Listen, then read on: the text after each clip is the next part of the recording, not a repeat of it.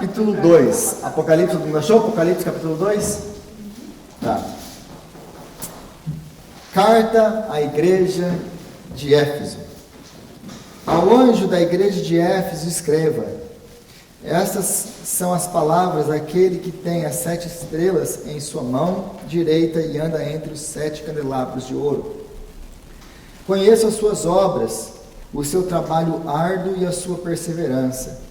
Sei que você não pode tolerar homens maus, que pôs à prova os que se dizem apóstolos, mas não são, e descobriu que eles eram impostores. Você tem perseverado e suportado sofrimentos por causa do meu nome, e não tem desfalecido. Contra você, porém, tenho isto: você abandonou o seu primeiro amor. Lembre-se de onde caiu. Arrependa-se e pratique as obras que praticava no princípio. Se não se arrepender, virei a você e tirarei o seu candelabro do lugar. Mas há uma coisa a seu favor: você odeia as práticas dos nicolaítas, como eu também as odeio. Aquele que tem ouvidos, ouça o que o Espírito diz às igrejas. Ao vencedor darei o direito de comer da árvore da vida que está no paraíso de Deus. Carta à igreja de Esmirna. Ao anjo da igreja de Esmirna escreva: estas são as palavras daquele que é o primogênito, o primeiro e último, que morreu e tornou a viver. Conheço as suas obras e a sua pobreza, mas você é rico. Conheço a blasfêmia dos que se dizem judeus, mas não são, sendo antes sinagogas de Satanás. Não tenha medo do que você está prestes a sofrer. O diabo lançará alguns de vocês na prisão para prová-los, e vocês sofrerão perseguição durante 10 dias. Seja fiel até a morte, e eu lhe darei a coroa da vida. Aquele que tem ouvidos, ouça o que o Espírito diz às igrejas. O vencedor, de modo algum, sofrerá a segunda morte.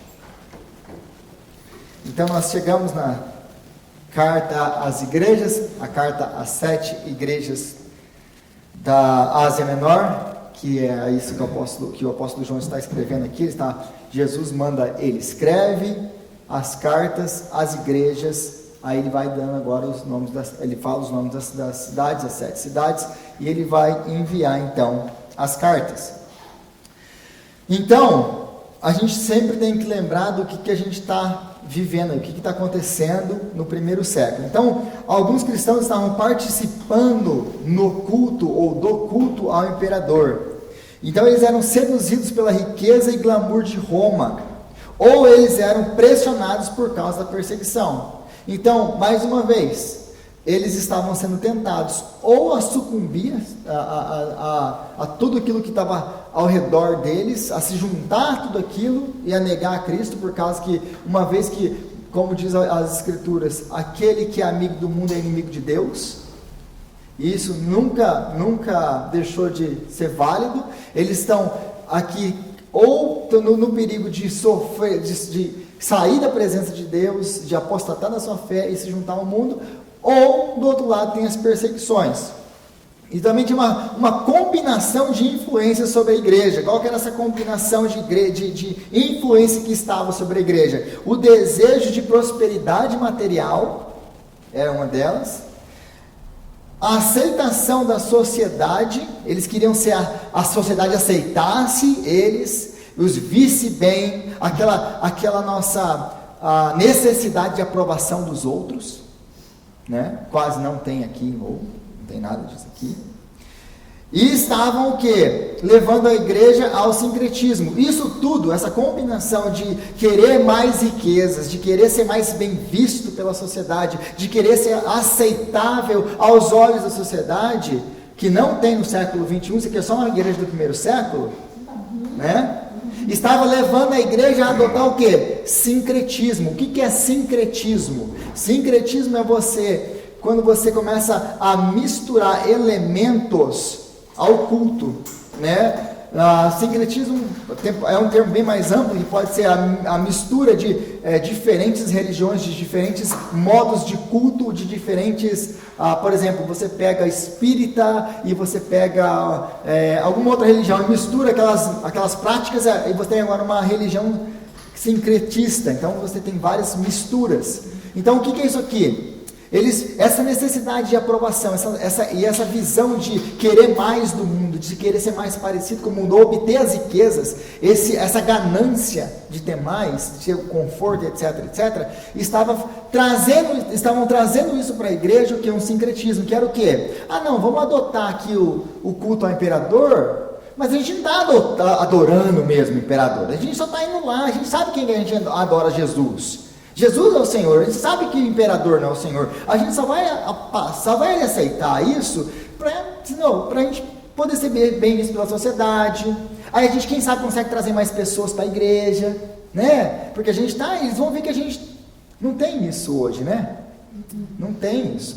Não tem a gente, vamos fazer isso aqui na igreja, porque as pessoas estão fazendo isso lá fora, e aí a gente faz aqui na igreja, a gente vai atrair mais as pessoas, mas não que a gente aceite o que eles estão fazendo. A gente só está atraindo mais pessoas para a igreja. É um modo de evangelismo. Aí você começa a ver o que está acontecendo hoje, não é novidade do século 21. Isso sempre aconteceu. A igreja sempre foi tentada a sucumbir ao mundo e a tentar adotar coisas do mundo para trazer para dentro da igreja, para ser mais palatável, para ser mais bem aceita. Sempre foi assim e nunca vai mudar isso. Mas a advertência de Jesus aqui é muito clara. Esse aqui é uma introdução a todos aos problemas que eles estão enfrentando, mas sempre teve isso. Então algumas igrejas tinham uma posição muito flexível com relação a essa participação. Algumas eram, não é tão ruim assim, vamos fazer, né? Isso aí não tem problema, o que importa mesmo é o seu coração, é aquilo que você crê internamente, não suas atitudes. Quase a gente não escuta isso, né? Então João compara essa situação ao tempo de Balaão. Ele vai citar vários profetas nas cartas, ele vai citar Balaão, Jezabel. Ele não está falando do Antigo Testamento, ele está usando símbolos do Antigo Testamento, né? Então, assim como Israel tinha que escolher no tempo de Balaão, no tempo de Jezabel, quando, por exemplo, Elias vai lá e tem aquela matança no tempo de Elias, que eles estavam divididos, eles estavam adorando mais Baal, quase não tinham-se profetas do Senhor, lembra disso? Senhor, eu sou o último que restou, né? É isso que ele pensa. Aí tem todo aquele episódio do monte, cai fogo do céu e consome, aí eles matam os adoradores de Baal. Mas naquele episódio, o que Elias ele confronta? Vocês escolham que Deus vocês vão servir. É isso que João está fazendo, é por isso que ele está fazendo essas alusões ao Antigo Testamento. Ele está falando assim, olha, vocês escolham que Deus vocês vão servir, porque vocês não podem servir ao imperador e ao culto ao imperador e todos esses ídolos e servir ao Senhor.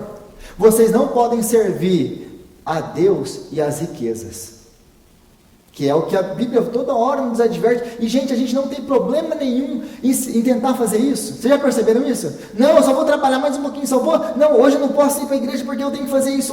Vocês já perceberam isso? Como a gente é totalmente flexível com relação a trabalho? Porque no nosso contexto, esse é o Deus do nosso tempo, do nosso contexto onde nós vivemos nos Estados Unidos. É o dinheiro, eu preciso trabalhar mais porque eu preciso prover, porque eu preciso fazer. Quando quem provê, quem faz na nossa casa é o Senhor, nunca foi o nosso braço. Então, eles estão aqui, eles querem fazer essas coisas, eles estão sendo tentados a sair, e aí João está falando, decidam quem vocês vão servir. Então, todas as cartas seguem o mesmo padrão. É apresentada uma referência de Jesus, que essa referência que você vai ver aqui, mas eu já li isso aqui em algum lugar. Sim, você já leu no capítulo 1. Ele vai pegar toda essa descrição que nós vimos no capítulo 1 de Jesus e vai aplicar de novo nas cartas. Então ele vai pegar alguma coisa do... por exemplo, nós vimos na igreja de Éfeso, aquele que tem as 7 estrelas na mão. Nós vimos já sobre isso, o que significa aquilo. Aí ele vai pegar alguns elementos e vai aplicar em cada uma das cartas. Ele vai apresentar então, primeira parte aí, uma parte do que ele apresentou no capítulo 1 de Jesus. Jesus oferece conforto, deixando claro que ele é o soberano, em todas as cartas, ele é o soberano que está com a sua igreja e conhece a realidade e a condição dela, porque ele está no meio dos candelabros. Condena ou elogia a igreja pela sua conduta, porque tem igrejas que Jesus não vai elogiar, não vai trazer uma condenação, e tem outras que ele vai condenar de uma maneira muito forte, né? Então ele vai trazer ou uma condenação, ou um elogio, e ele vai trazer a quarta parte, uma promessa futura. E essas promessas futuras, eu coloquei aí para vocês, por exemplo, no capítulo 2, versículo 7, é uma alusão ao capítulo 22, versículo 2. Aí, tudo isso que ele está fazendo, e ao vencedor darei. A gente vai encontrar isso no resto do livro do Apocalipse. Então, você vai ver, para a igreja, é só para a igreja de Éfeso, por exemplo, aqui na igreja de Éfeso, aquele que tem ouvidos ouça, ao vencedor darei o direito de comer da árvore da vida. Aí a gente fica, então, alguns vão ter o direito de comer da árvore da vida. Aí, por exemplo, na carta a Esmirna, aí ele fala, ao vencedor, de modo algum sofrerá o dano da segunda morte. Então é só alguns que vão, não, gente. Você vê que ele está, lembra aquele padrão do número 7 e das cartas. Ele não está falando apenas para aquela igreja em específico. O que o número 7 representa? O que essas 7 igrejas representam? Todas as igrejas de todos os tempos. Jesus está falando com a sua igreja, não com uma igreja específica. Ao vencedor darei de comer o que? Da árvore da vida. Ao vencedor não sofrerá o dano da segunda morte. Ao vencedor, todas essas promessas que a gente encontra nas cartas são para todo o povo de Deus. Não é uma coisa específica, porque eu já vi gente falando, esses vão receber esse, esses vão receber esse. Da onde você tirou isso? Né? Então, essas referências que a gente tem aqui, por exemplo, ao vencedor darei, a gente vai encontrar isso de novo mais para frente. Prestem atenção nesses detalhes quando vocês estão lendo. Mas eu já vi Jesus falando isso aqui em algum outro lugar. Ele falou lá no começo nas cartas, na parte das cartas. 3 problemas em geral. Falsa doutrina. Aí a gente encontra em Éfeso, em Pérgamo e em Tiatira. Perseguição contra os cristãos, Esmirna e Filadélfia. E complacência, que é o quê? Você está felizão, você está tranquilão, você está... Cara, estou aí. Né? Se o mundo acabar hoje, está tranquilo, a gente está aí. Que é querer se juntar ao mundo, está ali, eu e o mundo estamos tranquilos, a gente está bem com o mundo. O mundo não me ataca, eu não ataco ele, a gente não está em guerra. Isso e é basicamente o que a gente vive hoje. Né? A gente é bem aceito. Aí a Bíblia fala que todos aqueles que querem viver de forma piedosa em Cristo serão perseguidos. Todos. Ninguém se engane, porque ninguém é maior que o seu Senhor. Se me perseguiram a mim, também perseguirão a vós outros. Essas são as promessas para o cristianismo. A promessa para o cristianismo, gente, nunca foi, vem, eu vou te dar um American Dream. Nunca foi. A promessa para o cristianismo é vem e morre. É essa. Vem e morre. Vem, tome sua cruz e me siga. Essa é a nossa promessa, gente. A igreja ficou convencida por essa teologia da prosperidade que nós fomos chamados aqui para ser prósperos nessa terra, e nós não fomos. Nós não fomos, simplesmente não fomos. Aliás, as igrejas que passam por perseguição em Esmirna e Filadélfia, por exemplo, são igrejas que não sofrem repreensão do Senhor. Aí a gente vê, são os perseguidos, os mortos, os pobres, os necessitados. Por que eles não sofrem? Porque eles confiam no Senhor, nós temos a mente dividida entre Deus e o mundo. Essa é a nossa batalha diária. E aí então, todas as cartas, as 7 cartas, têm uma face, e todos somos chamados para sermos o quê? Vencedores. Ao vencedor eu darei. Nós somos chamados para vencer. E todas elas têm diferentes problemas. Você não tem o mesmo problema que ele. Ela não tem o mesmo problema. Os cristãos do Ocidente não têm os mesmos problemas que os cristãos do Oriente.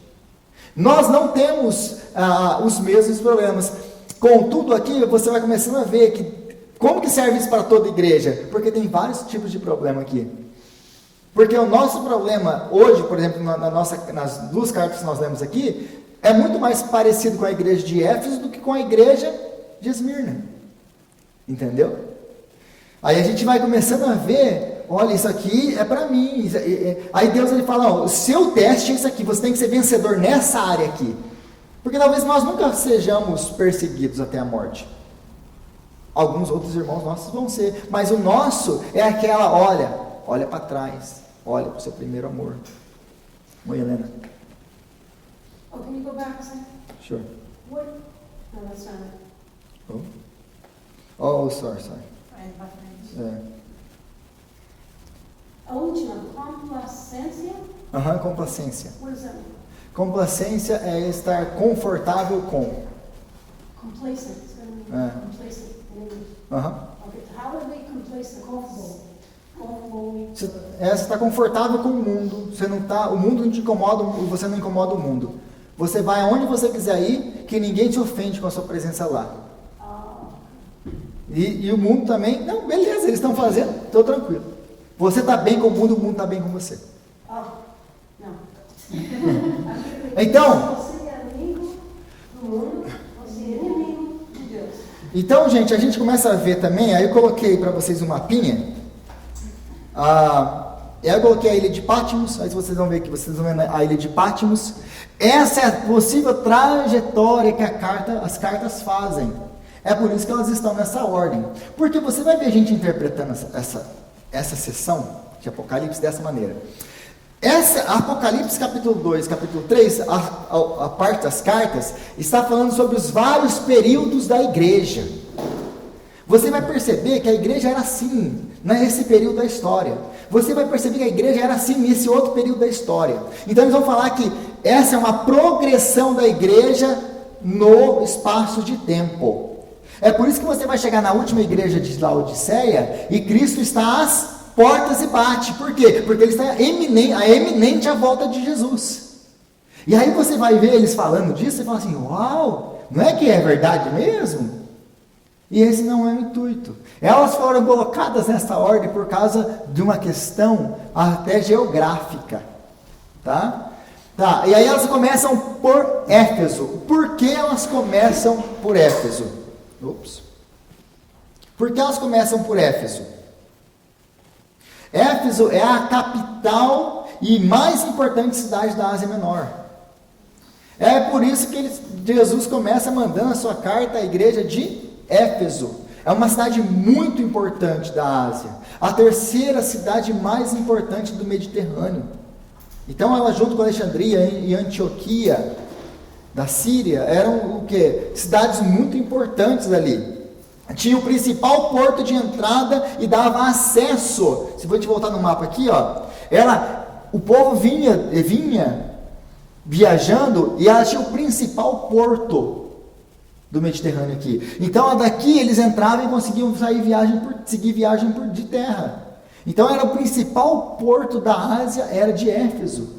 Então era uma cidade, gente, você pode ver quais são as cidades importantes, por exemplo, no Brasil, nos Estados Unidos, são cidades onde os primeiros chegaram, onde haviam portos, porque eles viajavam de navio. Quais são as maiores cidades que nós temos? São as cidades portuárias.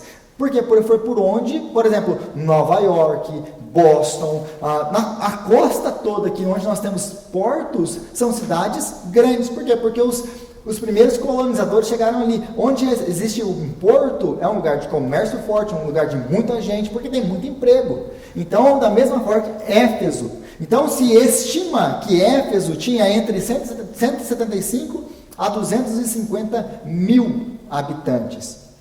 Numa cidade no primeiro século. Você consegue imaginar uma cidade de 250 mil habitantes no primeiro século? Quantos habitantes a gente tem em Lowell? 60 mil? 110? Então, 110 mil. É o dobro de Lowell no primeiro século. É uma cidade enorme nos padrões. Por exemplo, Marlboro tem 35 mil habitantes em Marlboro. Só isso. É bebê de novo. É uma cidadezinha pequena. Uau! Entendeu? Uau! Gente, é só você pensar, gente, quantas cidades de 250 mil habitantes a gente conhece? Tem um monte de cidade de 250 mil habitantes? Não. Cidades de 250 mil habitantes são cidades enormes. Então, outra coisa que a gente precisa entender de Éfeso. Éfeso é uma cidade intelectual. Era uma cidade da filosofia grega, da filosofia que brotava ali, tinha importantes filósofos ali. Era uma cidade também de uma estrutura religiosa gigantesca.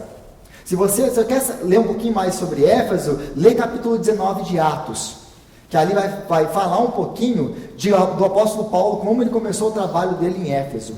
E o que aconteceu, as oposições que ele enfrentou ali, todo o culto satânico que existia na cidade. Eles traziam os livros para queimá-los em praça pública, os livros de magia negra que eles tinham.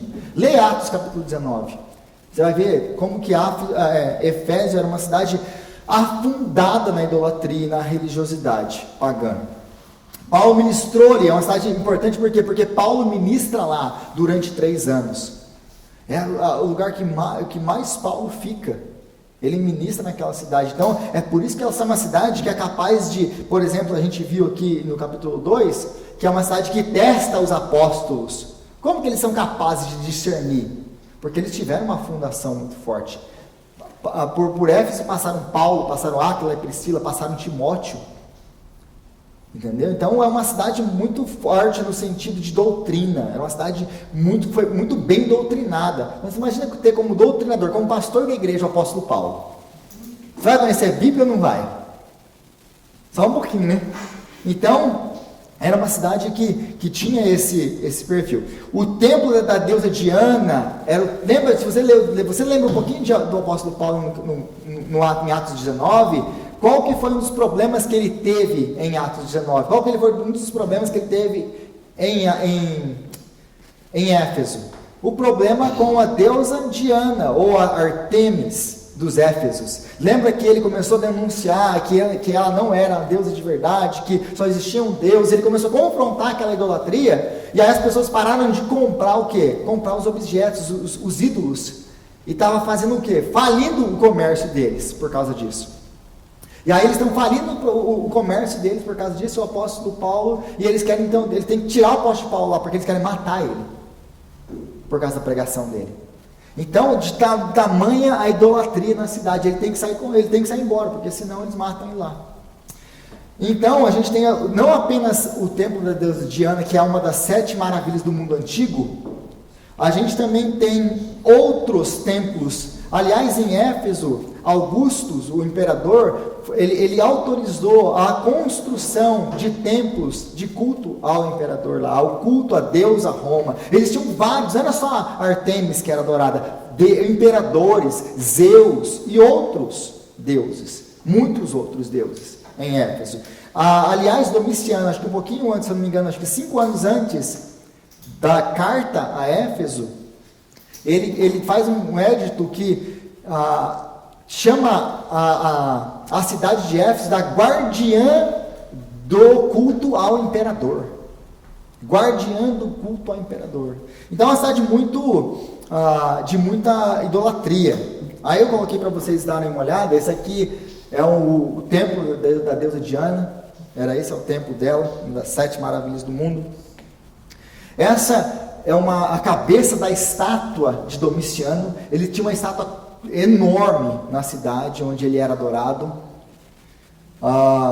Aí mais uma vez a cidade era a guardiã do templo ao imperador. As meninas não tinha nariz, né? Então, por que Jesus... Aí, volta ali agora comigo no versículo 1. Ao anjo da igreja de Éfeso escreva: essas são as palavras daquele que tem as 7 estrelas e os 7 candelabros, e anda entre os 7 candelabros de ouro. Conheça as suas obras, o seu trabalho árduo e a sua perseverança. Sei que você não pode tolerar homens maus, e que pôs à prova os que dizem ser apóstolos, mas não são, e descobriu que são impostores. Você tem perseverado e suportado sofrimentos por causa do meu nome, e não tem desfalecido. Então aqui você vai ver que Jesus, ele está o quê? Jesus é aquele que tem as 7 estrelas, mas a palavra grega aqui, ele muda. Porque a outra palavra grega que a gente traduz como ele tem, ele pega, ele tem nas mãos, essa palavra em grego aqui é diferente, é interessante isso, porque antes ele segura, aqui não, ele segura firme, de uma maneira que ninguém pode tirar de sua mão, é tipo, eu seguro e eu agarro, né? Pra gente seria em português, alguma coisa, essa seria uma diferença, tipo, assim, o sentido é o mesmo, mas ele tem, então aqui ele está com toda a força segurando, né? Então, Jesus, ele anda no meio da sua igreja. Por que isso é importante? Que ele anda no meio da sua igreja? Porque no capítulo 1 a gente vê que ele está no meio da sua igreja, que ele está no meio dos candelabros, mas aqui ele anda. Por que isso aqui é importante? Porque ele conhece. Aí ele vai falar que eu conheço as suas obras.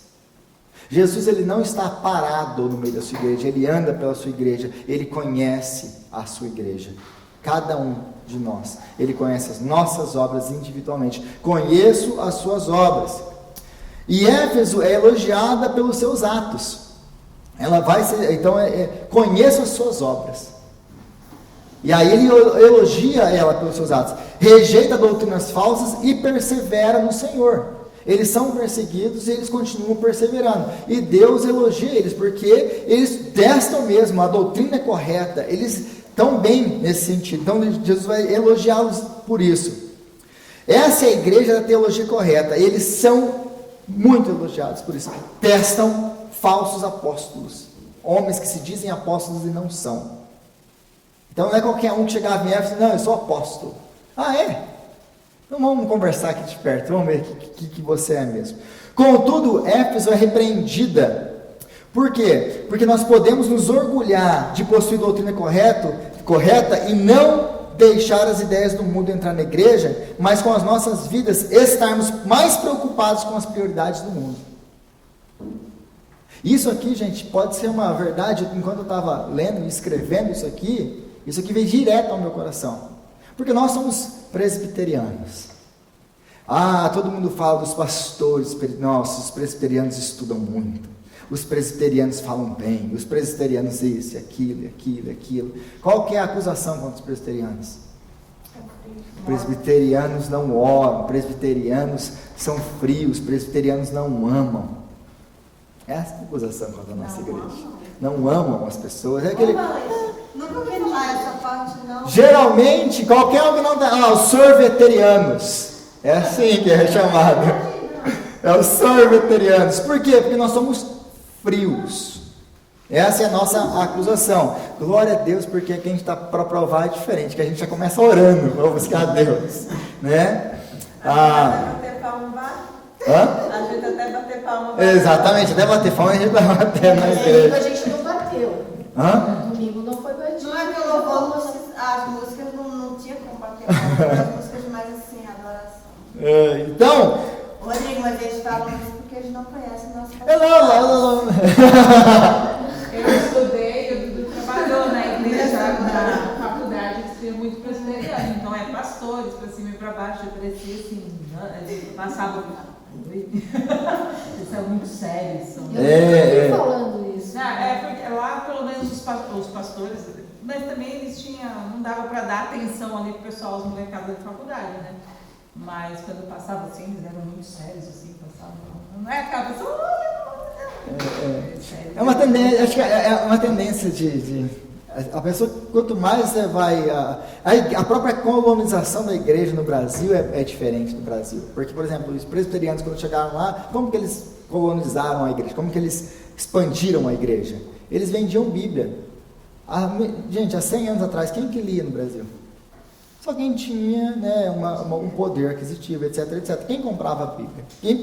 Para ler, para comprar você precisa saber ler. Para comprar você precisa de dinheiro. Então, é daí que a gente vende a igreja presbiteriana no Brasil. Geralmente é uma igreja rica, são igrejas ricas no Brasil. Como que foi a colonização pela igreja, por exemplo, as igrejas pentecostais? No rádio. A igreja... Gente, o que é mais popular? Você ler ou você escutar o rádio? Principalmente no Brasil. É por isso que a igreja cresceu assim, a igreja pentecostal cresceu no Brasil muito rápido, porque a expansão, o método de evangelismo era muito diferente, né? Então, é assim que funciona.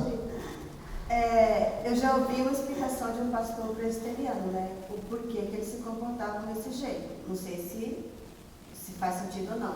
Mas eles falam que é para não dar brecha para as pessoas ficarem, tipo, o comportamento deles, para as pessoas não ficarem denunciando. Faltou parar o suspeitando. Tipo assim, se ele é muito aberto com as mulheres, vai falar que ele está tendo dano acima das mulheres. Se ele é muito assim, então aí eles resolvem se fechar. Na verdade, isso é de pastor para pastor mesmo. Então não é. Não é uma coisa que ninguém te fala, você tem que ser assim na igreja. Não é. Cada um tem a sua personalidade, cada um tem o seu jeito, mas geralmente essa questão mais elitizada da igreja presbiteriana vem desse berço muito teológico, muito preocupado com doutrina. A gente está muito preocupado, sempre muito preocupado com heresia, sempre. E aí acaba que a gente sempre olha tudo meio com suspeita. Peraí, deixa eu ver isso aqui, né? Mas aí, o que Deus está falando aqui para eles? Éfeso era assim, uma igreja super preocupada com a doutrina. Mas aí, o que é a acusação de Éfeso? Vocês faltam com amor, vocês caíram do seu primeiro amor. Aí fica a pergunta, qual que é o primeiro amor? Então, qual é o primeiro? Que amor que é esse? É o amor a Deus ou o amor às pessoas? E possivelmente aqui é os dois. Porque quando a gente é muito bom em acusar os outros, lá, falsa doutrina, a gente não ama, a gente só quer acusar e a gente acaba se distanciando. A gente tem dificuldade em mostrar que está falso e abraçar e trazer para perto. É uma dificuldade que a gente tem. Entendeu? A gente é muito fácil, está errado, é heresia, você está errado. E aí a gente larga para lá, acusou e deixa para lá, não quer tratar. Né? Então, Deus aqui está falando, porque eles odeiam as obras, né? Eles vão avaliar as doutrinas, eles vão verificar tudo. Aí eles têm essa sabedoria de Deus de avaliar a doutrina, de serem corretos teologicamente, sem amor. Aí Jesus está chamando, volta a me amar do jeito que você me amava. E como que a gente ama a Deus? Obedecendo a Deus, porque esse é o amor para com Deus. Amar o Senhor é obedecer. Aquele que me ama obedece aos meus mandamentos. Então se amar o Senhor é obedecer os mandamentos deles, possivelmente eles tinham a doutrina correta e a obediência não estava muito legal. Entendeu? Eu falo que eu creio, mas a minha vida é diferente. É mais ou menos isso. Então nós podemos demonstrar amor a Deus e ao próximo quando nós obedecemos a palavra. Então Deus está chamando eles para perto de novo. Me obedece, mostra, né? Demonstra amor. E essa é uma advertência então para nós hoje. Nós podemos ter a doutrina correta e não ter paixão por Jesus. Nós podemos estar corretíssimos teologicamente, pregar a palavra e ser todo domingo que a gente está pregando, e não ter amor pelo perdido. Não ter amor por não ter amor pelos aqueles que precisam ouvir o evangelho. Não, eu estou salvo, né? Então, os outros que... Não, a gente tem que amar, a gente tem que ter paixão por missões, a gente tem que alcançar o perdido. Por isso que a gente estava orando aqui hoje sobre isso, né? Deus, nos usa, nos dá graça, nos dá estratégia, nos usa. Né? A gente tem que ter, porque esse é o amor que Deus quer de nós. Então, Jesus os chama para voltar a amá-lo. E como que eles fazem? Qual que é a estratégia? O que Deus... vocês têm que voltar para me amar. E Jesus dá 2 steps, ou 2 passos para eles, como eles vão fazer isso. Olhando para trás. Como olhar para trás? Olhe como você me amava no começo. Sabe aquele amor que você tem quando você converte? Sabe? Que você quer falar de Jesus para todo mundo? Não é? Você é aquele... Tudo, cara, você quer... Tá na reunião das mulheres. Posso ir? O cara é homem. Como? Não, você não pode ir. Entendeu? Não, mas eu vou só para ajudar. Já viu gente assim? Não é? Eu vou só para lá com os edredom. Você entende? Ele tá falando mal do Jorge. Mas é esse amor que a gente tem por Jesus, que a gente deveria ter toda hora. E, gente, é bom trabalhar com crente que ama Jesus? Nossa, que maravilha que é. Trabalhar com crente que ama Jesus. Mas aí outra maneira como eles têm que eles vão ter força para poder voltar para esse amor deles é olhando para frente, entendendo que essa não é a nossa casa. Lembra que aí Jesus está falando para eles, olha, ao vencedor darei. Ele olha para o futuro, olha para aquilo que realmente importa. Gente, a gente só vai conseguir andar com Deus quando a gente parar de ficar prestando atenção nesse mundo. Porque enquanto o mundo brilhar nos nossos olhos, a gente não vai conseguir andar efetivamente com Jesus. Não vai. Não tem como. Você não vai conseguir andar com Deus e andar com o mundo ao mesmo tempo. Não vai. É impossível. Aí a gente chega na carta a Esmirna. Não, antes de você chegar nesse vídeo, Tá. eu estava já chegando onde eu estava aqui marcado. Aí ele fala, volta às práticas das boas obras, se não venho a ti e moverei do seu lugar o seu candeeiro, caso não te arrependa. Explica aí essa parte. Tá. O que é mover? Isso é uma acusação muito séria de Jesus. Porque se é salvo e de repente se não é mais. Na verdade, ele está falando da igreja toda, né? Eu vou mover. E, gente, das 7 igrejas, quantas estão de pé hoje? Nenhum.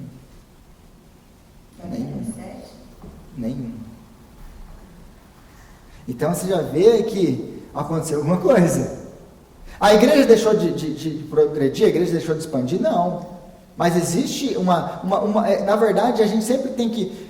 por exemplo, gente, eu falei acho que numa pregação isso, se eu não me engano, mas quando o apóstolo Paulo está chegando na ilha de Malta, que o navio vai afundar, etc, que eles estão perdidos lá na tempestade, etc. Deus chega, um anjo fala para Paulo, olha, Deus está entregando a vida de todo mundo nesse navio, ninguém vai morrer, certo? Ninguém vai morrer.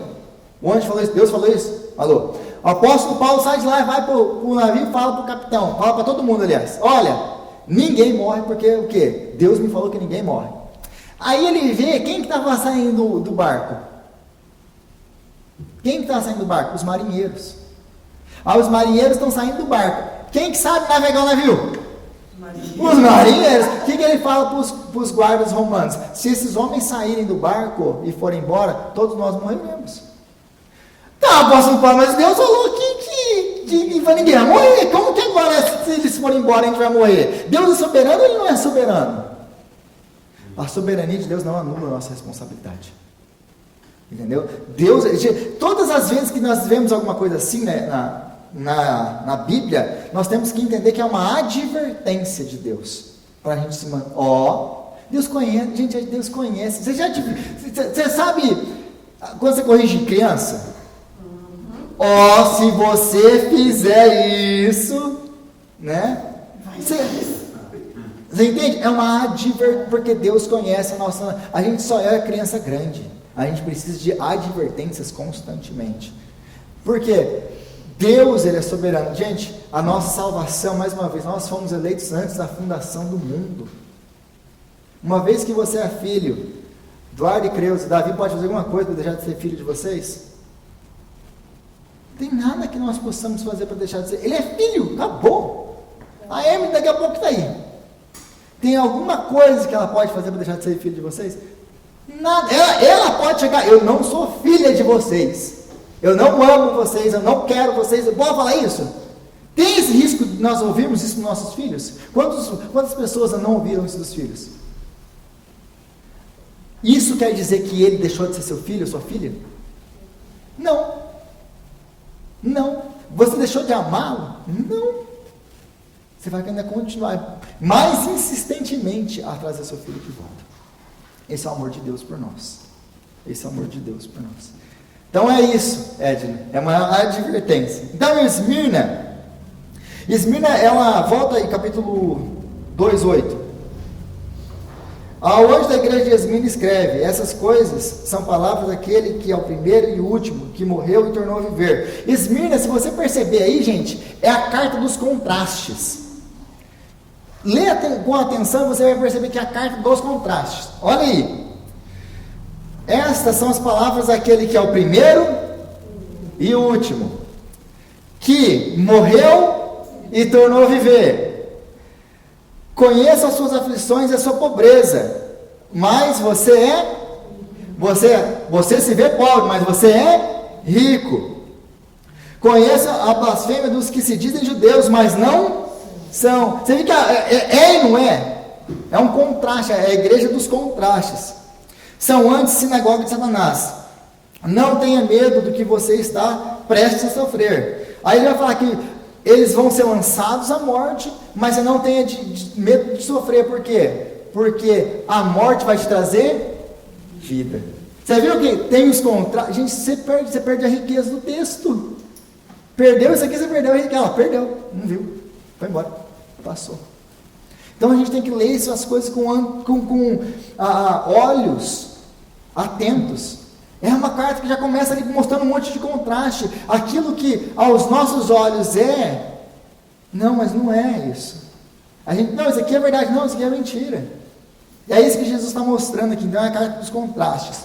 Então, Esmirna ganhou o direito de construir um templo ao imperador Tibério. E como resultado se tornou o centro do culto ao imperador. Ela e Éfeso viviam brigando por esses títulos de a melhor cidade, que mais cultua o imperador, né, a mais adoradora do imperador. Ela foi destruída no século 6 e reconstruída no século 3 antes de Cristo. Então, possivelmente é por isso que a gente está vendo aqui, eu estive morto, mas eu vivo.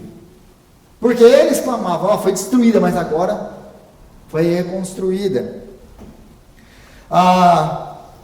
Mas Jesus é esse que é o verdadeiro, que vive para todo sempre, né? Esmirna não ouve do Senhor nenhuma advertência, apenas encorajamento à perseguição em meio aos sofrimentos. Eles não escutam, contra vocês tenho isso, eles não escutam isso. Vocês são pobres, vocês são perseguidos, mas vocês são ricos. Vocês não sabem o quanto vocês são ricos. Porque, gente, a perseguição, o que é a perseguição? A perseguição, ela tem esse poder de tirar tudo na nossa vida que é ídolo. A perseguição tem esse poder de dar foco para a gente, naquilo que realmente importa. A perseguição traz isso. Por que essas pessoas nos países perseguidos, a gente olha a fé deles, a gente fica assim, nossa, como que pode? Como é que eles podem? Gente, porque eles não têm o que nós temos aqui. Esse monte de coisa que a gente fica dirigindo a nossa atenção, perdendo o foco. Se Deus tirar tudo, e aliás, a gente só vai ver mesmo que Jesus é tudo que nós precisamos quando Ele for tudo que nós temos. Nós só entenderemos que Jesus é tudo que nós precisamos quando Ele for tudo que nós temos. Mas quando Ele for tudo que nós temos, significa que a gente não tem mais nada. É Ele. É isso que eles têm, Jesus. É por isso que eles são ricos. Eles são pobres, eles não têm nada, mas eles são ricos, porque eles têm tudo, porque eles têm Cristo. Essa é a diferença. Então eles não escutam nenhuma advertência. A fonte de perseguição era a comunidade judaica da cidade. É por isso que eles vão, vocês foram perseguidos por esses aí, sinagoga de Satanás, que se dizem judeus, mas não são. Por quê? Porque Esmirna, gente, a gente tem que lembrar que a carta foi escrita no final do primeiro século. O que vem no ano 70, antes deles ali, 20 e poucos anos antes? O que acontece em Jerusalém, 20 e poucos anos antes? A destruição de Jerusalém, a revolta dos judeus em Jerusalém.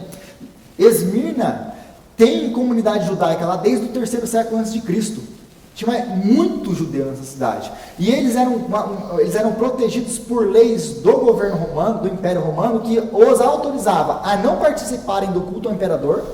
Gente, isso aqui é muito grande. Você não precisar participar do culto ao imperador é um negócio espetacular. E eles poderiam se reunir, ter sinagogas, buscar os próprios deuses. Era uma religião autorizada. Aí, o que acontece? Vem esses cristãos começam a falar, não, nós é que somos o verdadeiro Israel, porque nós somos o quê? Aqueles que receberam o Messias é Jesus, e começam a acusar o Império Romano, etc, etc. Aparecem esses judeus muito doidos aí, dessa seita chamada cristianismo, e aí, pro romano que está fora de tudo, ele olha aquilo ali, não, isso aí é o judaísmo, isso é judaísmo. E aí, o que acontece? Eles começam a causar problema, e os judeus querem se distanciar dos cristãos, falando, não, eles não têm nada a ver com a gente. Por causa disso, os cristãos, eles perdem os direitos, porque agora vocês são uma religião ilegal, então vocês têm que adorar, e aliás, religião ilegal, mesmo que eles eram politeístas, toda religião tinha que passar pelo Estado, tinha que ser aprovada, e etc, etc, etc. Então eles perdiam todos os direitos como judeus. Agora eles são uma religião não autorizada. Eles eram perseguidos e mortos. Por quê? Agora vocês têm que adorar o imperador, sim. Então os próprios judeus começam a entregar eles para a morte. Os outros denunciar. Porque, gente, Roma não ficava indo atrás de gente que se dizia cristão. Quem denunciava eram os próprios vizinhos. Roma não tinha uma estrutura para poder perseguir. Era o vizinho que ia te entregar. Olha lá, aquele lá, não, ele está indo lá na igreja dos crentes. Então eles começavam a perseguir. É por isso que Jesus fala, eles são sinagoga de Satanás. Eles se dizem judeus, mas não são. Por quê? Porque o verdadeiro judeu é aquele que tem Cristo. É isso que o apóstolo Paulo sempre argumenta contra o judaísmo. E o judaísmo e o cristianismo estão muito ligados no primeiro século. Mas o verdadeiro judeu é aquele que tem Cristo. Então não tenham medo. Jesus apresenta 3 razões para que eles fiquem firmes. Como que eu não vou ter medo? No meio de tudo isso aqui, eu sou pobre, não tenho nada, eu sou perseguido. Como que eu não vou ter medo, Jesus? Não tenho medo. Por quê? Porque Jesus conhece as suas aflições. Eu conheço, é que ele diz para eles, eu conheço as suas aflições. Eu conheço elas. E Jesus é o soberano em meio aos sofrimentos deles. Por quê? Ele fala, olha, vocês vão ser testados por 10 dias, mas tem de bom ânimo, fica firme aí. Mesmo que vocês vão morrer. E ele está falando, Jesus já está falando qual que é o resultado disso aqui. A perseguição deles é a morte. Mas ele é o soberano sobre tudo. Esses 10 dias seria literal ou seria, como se dissesse, por um pouco de tempo? Pode ser por um pouco de tempo. Geralmente a maioria dos teólogos vão assumir isso aqui como figura, né? Apesar que pode ser bem possível aqui na carta que tenham sido 10 dias literais. Mas é uma coisa que a gente não tem como... Qualquer um que você pegar aí, você não vai ser um herege, não. Quem for perseguido 10 dias já morre. É porque geralmente eles eram, por exemplo, presos. E prisão, gente, no primeiro século, prisão no judaísmo, cadeia, não existe cadeia como nós temos na Bíblia. A Bíblia não tem cadeia como nós temos. O que é cadeia? O que é prisão no tempo bíblico? Eles eram colocados lá para ser julgados, aguardar em julgamento. Não era um lugar que a gente mandava a pessoa para ficar 30 anos, 40 anos. Ela só ficava lá enquanto o processo estava correndo para ser julgada. De lá ela saía. Para ou restaurar, ou... Gente, na lei de Deus não tem cadeia. Não existe cadeia. Ou era restituição, ou era pena de morte. Não tem cadeia. Então Jesus é o soberano no meio dos sofrimentos. É Ele que controla. A esperança deles está naquele que morreu e ressuscitou e vive para sempre. Por isso, podem ter a certeza de que não sofrerão segunda morte. Porque qual que é a promessa para o vencedor aqui? O vencedor não sofrerá o dano da segunda morte. Qual que é aquilo que eles mais temem? Gente, aliás, o que é aquilo que nós mais tememos? O que Jesus está falando para eles? Olha, vocês vão ser mortos mesmo. Vocês vão ser perseguidos e vocês vão morrer. Não neguem o meu nome, fiquem firmes e não tenham medo. Por quê? Porque Jesus diz, não temam aquele que pode matar o corpo de vocês, mas não pode fazer nada com o seu. Ou, em outras palavras, Jesus, não temam essas pessoas, temam a Deus, que pode fazer o quê? Matar o corpo de vocês e pegar a alma de vocês e jogar no inferno. Temam a Deus. A gente não tem que ter medo da nossa morte, a gente não tem que ter medo dos governadores, nós não devemos temer o que os homens podem fazer conosco, nós devemos temer o Senhor. O Senhor. Então, fiquem firmes, por quê? Porque mesmo que você morra, essa morte só vai te levar a um lugar, para a glória. É só isso que ela vai te levar. Então nós caminhamos um pouquinho correndo com a igreja de Éfeso e de Esmirna. Eu espero que as palavras de Jesus às igrejas tenham abençoado a sua vida, tenham edificado. Semana que vem a gente continua a falar das 7 igrejas. Amém? Amém. Deus os abençoe.